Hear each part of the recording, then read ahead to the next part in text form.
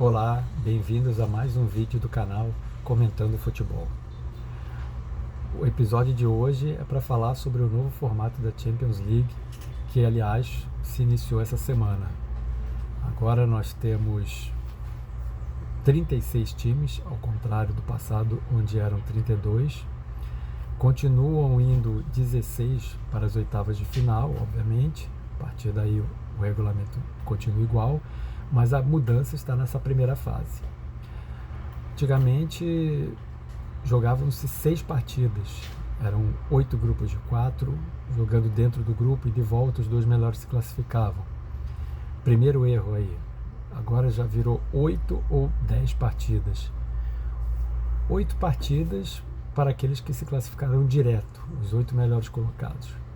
10 partidas para aqueles que ficarem entre a 9ª e a 24ª colocação. Disputarão um mata-mata no qual 8 times avançarão para as oitavas de final. O que eu gostei disso? Muito pouco.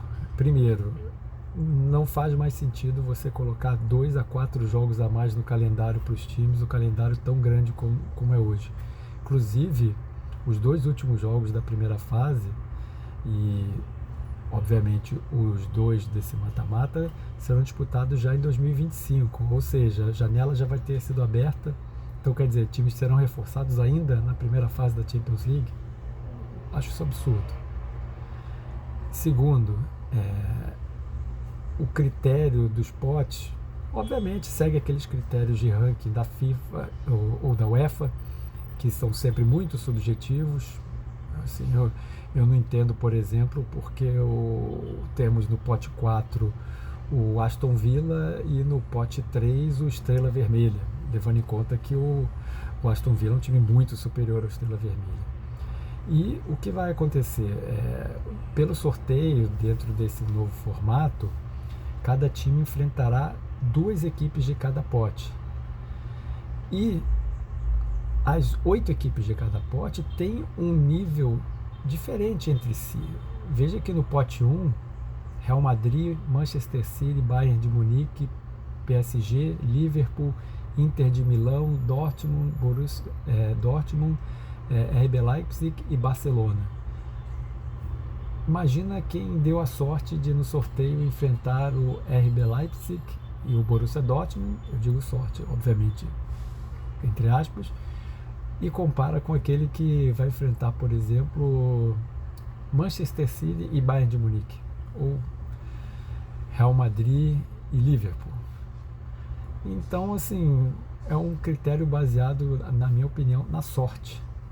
E aí está a única coisa que eu acho que trouxe de interessante nesse formato, que é uma oportunidade dos times menores, mais fracos, vamos dizer assim, os times do pote 3 e do pote 4, fazerem uma campanha melhor do que as que faziam em anos anteriores, no qual, dependendo do grupo que eles pegavam, 6 jogos, 6 derrotas.